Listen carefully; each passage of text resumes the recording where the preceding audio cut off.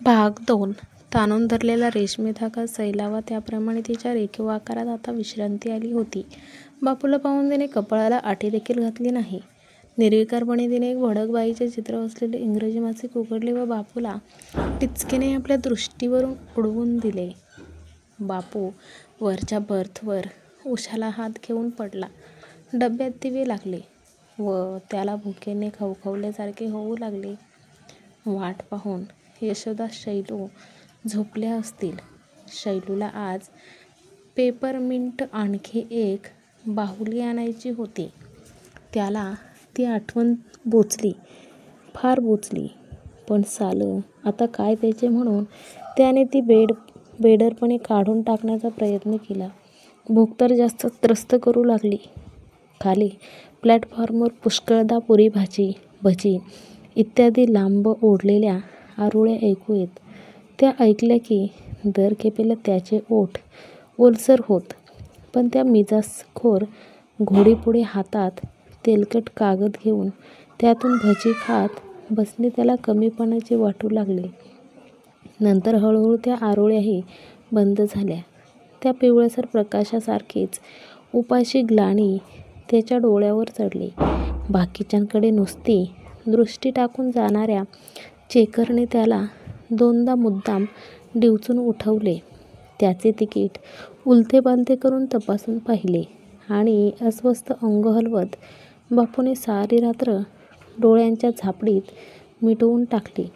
पुण्याला उतरताच त्याने कशीबशी चूळ भरली आणि समोर दिसेल ते 8-12 आण्यांचे वचावचा खाऊन घेतले. तोपर्यंत ती तरुणी कुठे बेपत्ता झाली होती. त्याने तिला एक शिवी हासडली व आपल्या ओळखीचे चुकून येथे कोणी नाही ना हे हेरत तो हळूच मुंबईच्या गाडीत जाऊन बसला. मुंबईस त्याचे मन पसरले. तेथे पहिला दिवस त्याने गिरगावात एका भटची खानावळीत काढला.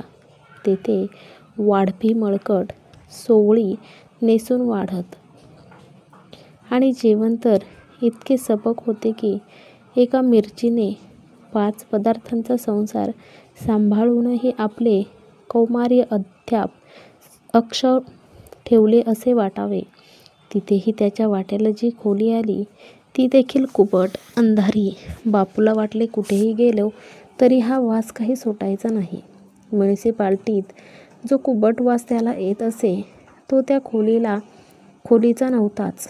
मुळी तो होता आपल्या आयुष्याचा, नशिबाचाच वास.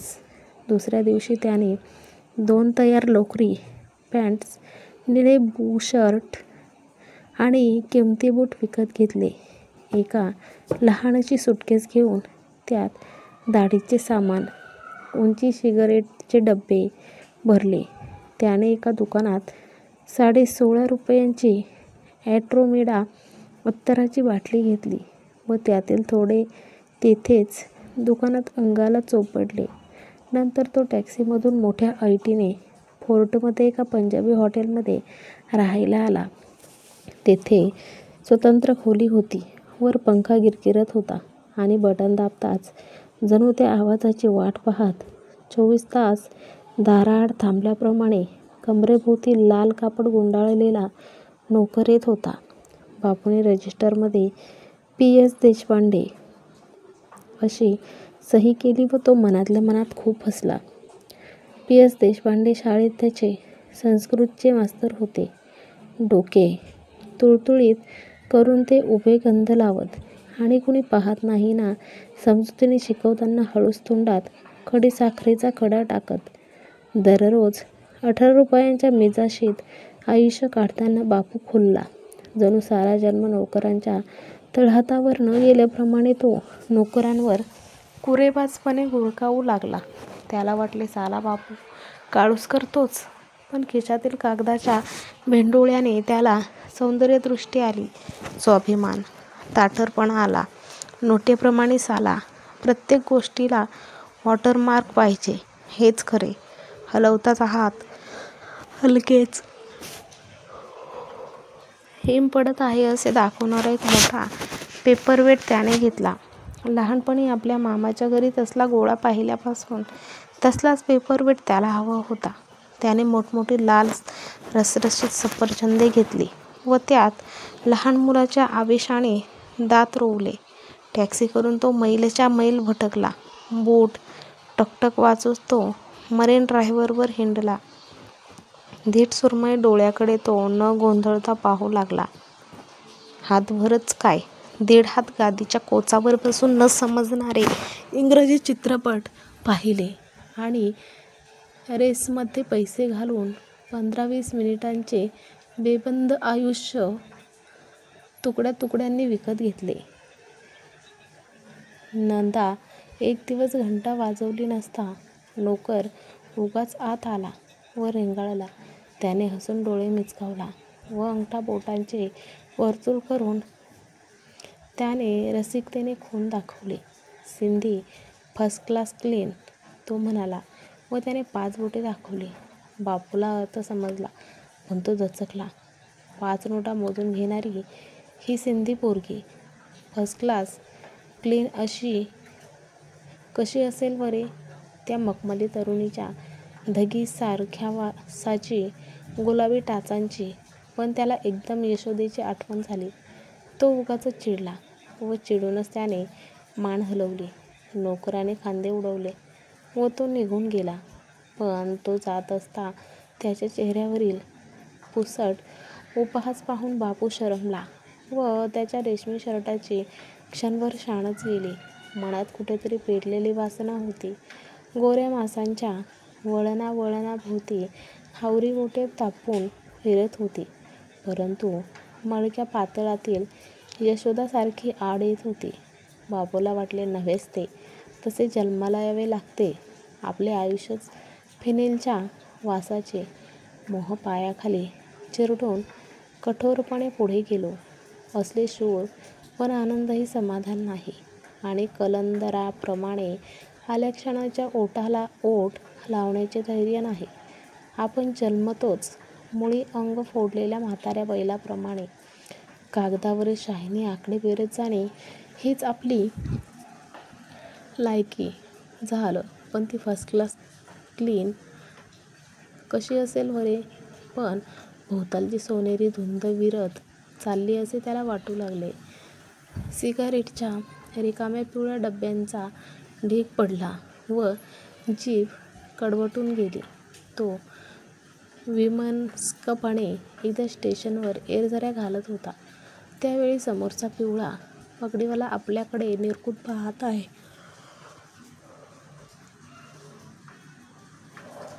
असे त्याला वाटले. बापू जागच्या जागीच वितळू लागला व तोंडात सिगारेट कोंबताना त्याचा हात थरथरू लागला. तो जर जवळ आला तर आपण कुठे पळावे हा विचार एकदम ठळक झाला. हजारो लोक आपल्याकडे पाहत आहेत असे त्याला वाटून त्याच्या अंगाला भोकं पडू लागली. तोच चौकोनी चेहऱ्याची लोकल आली. तो जर आलाच तर तिच्या खाली उडी घेता येईल असाही उतावीळ विचार त्याच्या मनात आला व त्याने कोरडे ओठ ओले केले. पण तो पोलिसही इतरांप्रमाणेच धावत एका डब्यात शिरला. लोकल निघून गेली. एकदम ताण संपल्याने बापू मळकट एका बाकावर बसला. पण त्याचे जीवनच हादरून गेले होते. तो धडपडत खोलीकडे परत आला व 6 दिवस कुठे बाहेर पडला नाही. दुसऱ्या दिवशी थोडासा अंधार झाल्यावर तो एका थिएटरपाशी आला. उभा होता. तोच कोणीतरी त्याच्या पाठीवर थाप मारली. बापू उंदरासारखा उडाला. काय रे, केव्हा आलास? खाकी पॅन्ट घातलेल्या माणसाने विचारले व त्याने बापूचा हात आपल्या हातात धरला. त्याचा हात खरबरीत खवल्यांचा गिधाडाच्या पायांसारखा होता. मी आलो 4-5 दिवसांपूर्वीच, बापू म्हणाला. मग त्याच्या ध्यानात आले की हा माणूस आपल्या बिलकुल ओळखीचा नाही. पण तुम्ही कोण? त्या माणसाच्या लिबलिबीत चेहऱ्यावरचे हसणे पेल्यात घातलेल्या जेलीप्रमाणे स्थिर झाले. म्हणजे भाल्या, ओळखलं नाहीस मला? त्या माणसाने आश्चर्याने विचारले. आता बापू मात्र संतापला. आपला नवा बूट त्याच्या नाकावर ठेवून ते चिरडावे असे त्याला वाटले. भाल्या म्हणे, भाल्या गेला खड्ड्यात. माझं नाव बापू पी. एस. देशपांडे. तो म्हणाला. तो माणूस आकसल्यासारखा झाला. माफ करा हं, मला वाटलं भाल्याच. डिट्टो भाल्यासारखे दिसता, तो म्हणाला व घाईत नाहीसा झाला. बापू त्याच्याकडे क्षणभर पाहत राहिला. आता सगळीच माणसे आपल्या पातळीवर आहेत असे वाटून त्याच्या शिकारीतील प्राण्यांचा सावधपणे व आंधळी भीती निर्माण झाली. इतर सगळी माणसे एका बाजूला व आपण दुसऱ्या बाजूला. संधी मिळताच प्रत्येकाजवळ पंख पसरून आपल्यावर झेप घेत आहेत अशी त्याची खात्री झाली. पोस्टरवर झुंड मिशांच्या मद्रासी खलनायक 6 इंची डोळ्यांनी पाहत छद्मीपणे हसत म्हणाला, पी. एस. देशपांडे काय? छान छान. बापू भेदून परत आला. कुणी हुडूप केली तर उडावे लागणारे आयुष्य त्याला आता पुरे झाले. त्याने सुटकेस बाहेर ओढली व सगळ्या जीन्स तिच्यात कोंबून त्याने खिशात हात घातला आणि थंड भीतीची रेषा सावकाश त्याच्या अंगभर पसरली. त्याचे पाकीट नाहीसे झाले होते. त्याने रंगीत पेपरवेट हातात घेऊन रागाने कॉटवर आदळला. डिट्टो भाल्या काय? हरामखोर.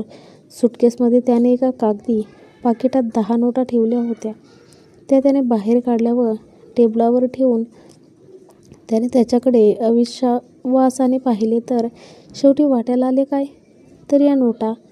मळकट झालेली कॉलर, सिगारेटचे उरलेले अर्धे टिन, लचका काढण्यासाठी गिधाडाने पाठीवर मारलेली नखे. बस. त्याला एकदम घरची आठवण झाली व तो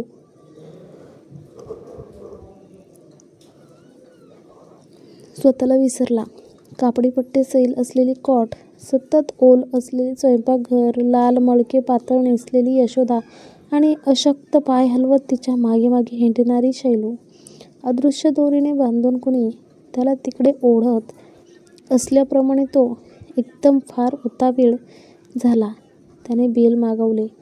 नोकराच्या हातात कसली 5ची की 10ची नोट कोंबली व जखमी जनावर मारायला आपल्या बिळाकडे यावे त्याप्रमाणे तो घरी परतला.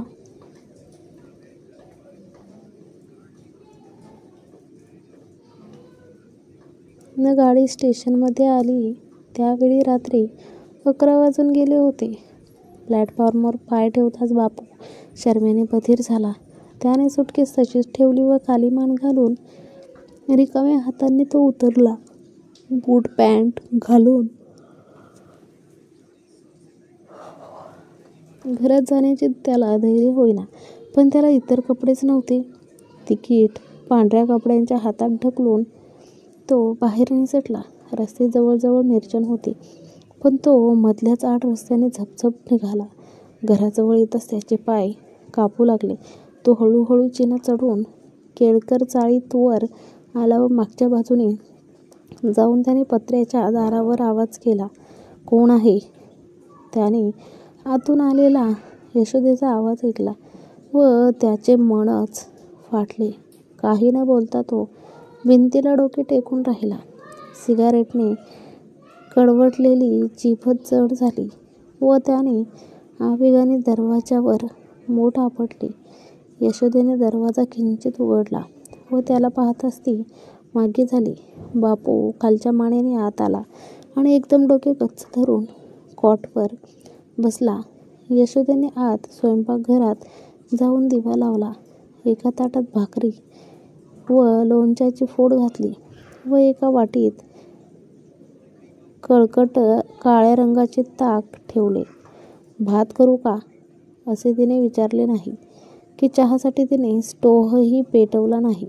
बापू तसाच बसून होता. शैलू फाटकी चादर पांघरून झोपली होती व तिच्या गालावर कसला तरी ओरखडा होता. तिचे अशक्त अंग कॉटच्या एका अगदी लहान भागात सामावले होते व तिचे एक पाऊल फाटक्यातून बाहेर आले होते. बापूने बूट काढून कोपऱ्यात टाकले व 2 घास गिळण्याचा प्रयत्न केला, पण ते घशात अडकू लागले. तो उठला. त्याने हातावर पाणी घेतले व तो चटईवर येऊन पडला. यशोदेने दिवा घालवला व ती अंधारात हुंदके देऊ लागली. काय करून बसलात हे? आता आपलं कसं व्हायचं पुढे? ती म्हणाली. तिच्या आवाजात संताप नव्हता. तो निपटून गेला होते ते. ती अगदी दमून गेली आहे असे वाटण्यासारखे सपाट, असहाय्य दुःख बापूला वाटले. त्यापेक्षा तिने बोट घेऊन खाडखाड डोक्यात घालावा, पण तिचा हा बधीर विकल सूर नको. आपल्याला थोडे तरी आयुष्य मिळाले, पण तिला आणि केस पसरून झोपलेल्या शैलूला काय करून बसलो हे त्यालाही समजले नाही. तो तिला काय सांगणार?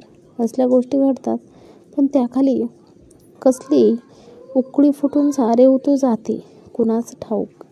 लहानपणी श्राद्धासाठी बाजार करायला पैसे देऊन बापूला त्याच्या वडिलांची दुकानाकडे पाठवले होते, परंतु तो परत आला ते तैलचित्रे काढण्याचे साहित्य घेऊन. रंगाच्या ट्यूबा आणि ब्रश पाहून तो एकदम उकळून निघाला होता. वडिलांनी त्याला वेताने फोडले. त्याचेही त्याला विशेष वाटले नाही. नंतर 4-6 दिवस वचा रंग थापून 4-5 सारवल्यासारखी चित्रे त्याने काढली व सारे सामान कायमचे अडगळीत पडले. एकदा त्याने फोडणीसाठी तापलेली लाल भडक पळी गचकन हातात धरली होती. हात भाजणार हे न समजण्या इतका तो लहान नव्हता, पण मनात आलेल्या त्या इच्छेचा दंश इतका विलक्षण होता की जर त्याने तसे केले नसते तर त्याला थोडे दिवस तरी वेड लागले असते. हे कोण? का घडवते सारे? आता त्याला आईच्या ऑपरेशनसाठी पैसे हवे होते. भावाचा जमीन भरावयाचा होता. असल्या दुबळ्या कारणांचे समाधानही नव्हते. असल्या कारणांसाठी काही केले तर लोक 5 पायांच्या वासराकडे पाहावे त्याप्रमाणे पाहतात. त्यांच्यात होती ती फक्त धुंदीची तृप्तीची रेषा. टिच्चून लोकांच्या चेहऱ्यावर टकटक बूट वाजवीत मिरवलेले आयुष्य. ती धुंदी आणि वेदना कुणाला समजणार? बापू म्हणाला, कसं केलं? झालं काय सांगू मी? त्याला रात्रभर झोप आली नाही. अजून अंधार आहे म्हणता तो उठला. त्याने मळके शर्ट व धोतर अंगावर घातले व यशोदेच्या हाती आता उरलेले सारे पैसे ठेवले. आता लगेच तू आपल्या भावाकडे जा. मी आलो. सापडलो म्हणताच शेजारी तुला फाडून खातील. तो जड आवाजात म्हणाला. आता काय करायचं ठेवलंय त्यांनी? 8 दिवस मी घराबाहेर पडले नाही.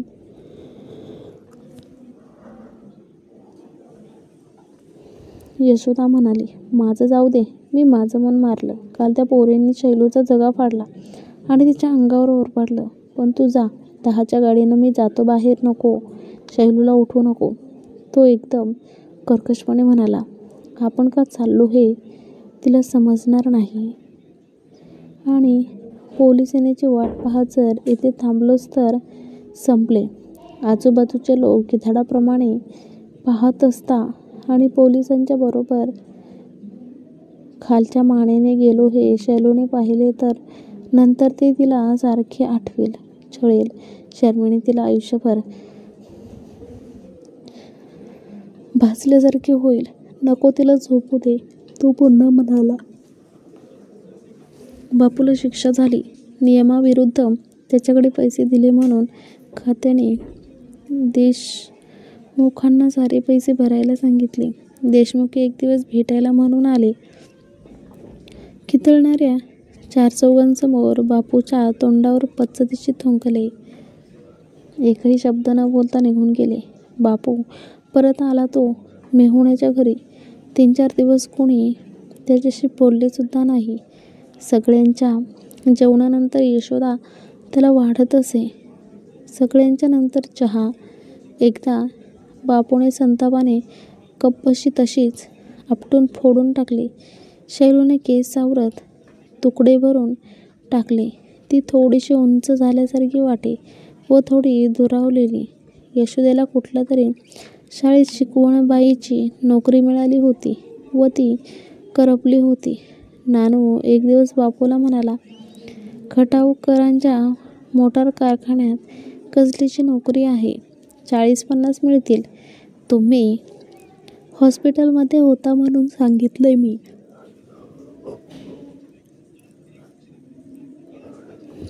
त्यांना माहीत आहे की काय कुणास ठाऊक, पण त्यांनी विशेष प्रश्न विचारले नाही ते खरं.